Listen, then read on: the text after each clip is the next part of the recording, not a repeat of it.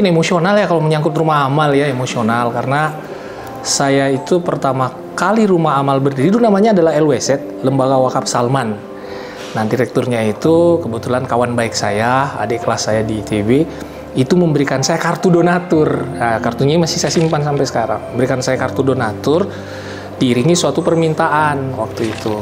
Tolong bantu LWZ Salman.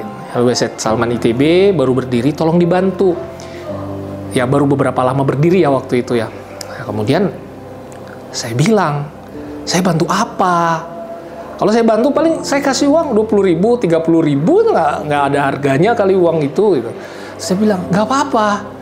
Yang penting selalu menyumbang, selalu ada yang disisihkan. Ya nggak apa-apa, menyisihkan 20.000, menyisihkan 30.000 dan segala macam. Ini tak kasih kartu donatur sehingga menjadi donatur tetap katanya. Nggak apa-apa, berapapun disumbang kau.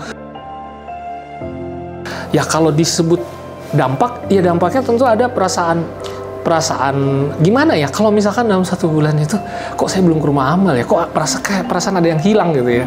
Jadi saya sudah sampai mungkin pada level menikmati gitu ya, menikmati. Nah, ketika rumah amal ketika LWZ berubah nama menjadi rumah amal, terus kemudian bikin barcode ya. Barcode saya malah tidak tertarik tuh pakai barcode, tetap aja saya tetap tertariknya tuh datang ke rumah amal, ketemu sama anak-anak muda di sana, ngobrol, bertanya ada program apa sekarang, apa yang sedang jadi concern rumah amal. Nah, hal-hal seperti itu ya memberikan kegembiraan ya kalau mendengar saya kalau datang ke rumah amal mendengarkan cerita bahwa rumah amal sedang lagi ada program ini Pak ya, ada kegembiraan bisa berpartisipasi bisa berkontribusi meskipun mungkin kontribusinya mah ya terbatas gitu.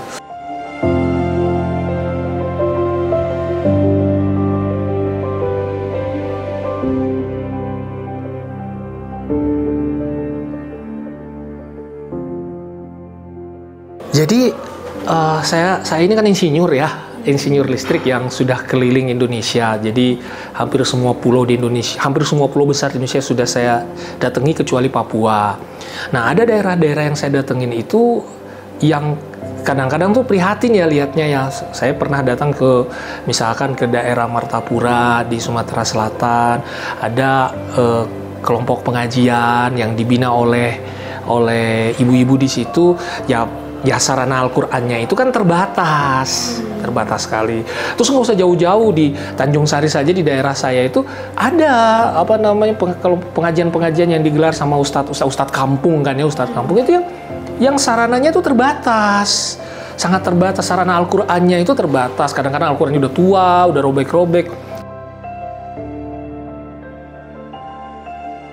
Ketika ngelihat kondisi itu di lapangan, balik lagi tadi ketika lihat kondisi di lapangan, kok ya sedih. Al-Quran itu kan tidak seberapa mahal. Gimana ya caranya? Nah, alhamdulillahnya rumah amal kemudian membuat program yang diberi nama program Wakaf Al-Quran. Nah, program ini menarik sekaligus unik. Menariknya adalah kita berwakaf Al-Quran, berarti kita memberikan dana, kemudian rumah amal nanti akan beli Al-Quran disalurkan pada lembaga, pada orang yang terkoneksi dengan rumah amal, tapi si wakifnya juga dapat Qur'annya. Nah, saya tertarik itu karena, oh wakifnya dapat Qur'annya ya. Oh, berarti Qur'an ini bisa saya bawa untuk saya salurkan ke tempat-tempat, ke masjid-masjid yang mungkin belum terjangkau, atau mungkin ke pesantren-pesantren di kampung-kampung yang ya dia sarannya terbatas, mungkin tiap tahun dia pengen beli Al-Quran tapi dananya nggak ada.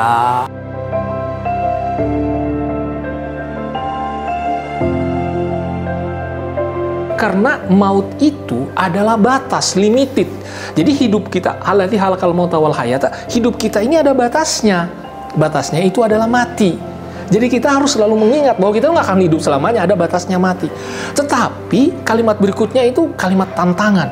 Allati halakal mauta wal hayata liyabluwakum ayyukum ahsanu amala. Siapa di antara kalian yang paling ahsanu amala? Kita sekolah. Paling tinggi apa sih pencapaian seorang mahasiswa?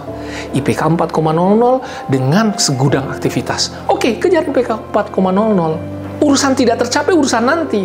Tapi kita mengejar itu dengan target, dengan niat saya ingin memenuhi perintah Allah. Ahsanu amala, kesempurnaan amal. Kita mengejar kesempurnaan. Nggak tercapai, bukan urusan kita.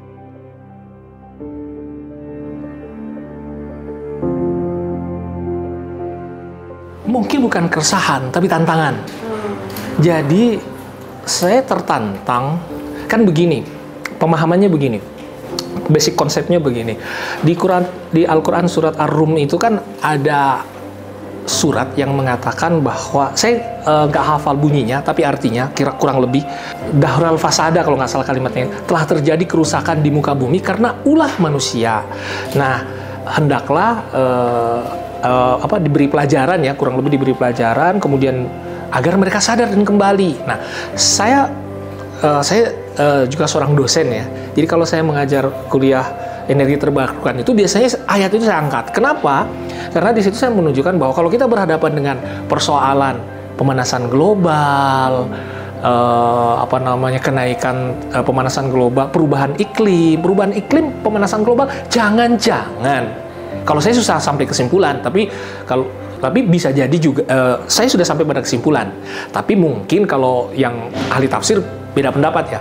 Jangan-jangan sebenarnya apa yang disebut di Al-Quran itu dahrul fasada itu sudah terjadi dengan pemanasan global, perubahan iklim, dan kita tahu solusinya.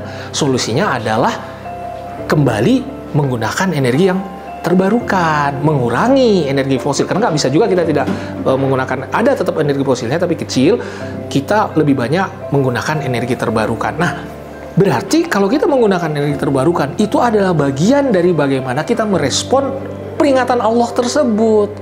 Nah, berikutnya adalah bagaimana membiayai energi terbarukan ini dengan skema-skema syariah. Skema-skema ekonomi syariah yang dikembangkan para ahli. Nah, itu menjadi suatu tantangan.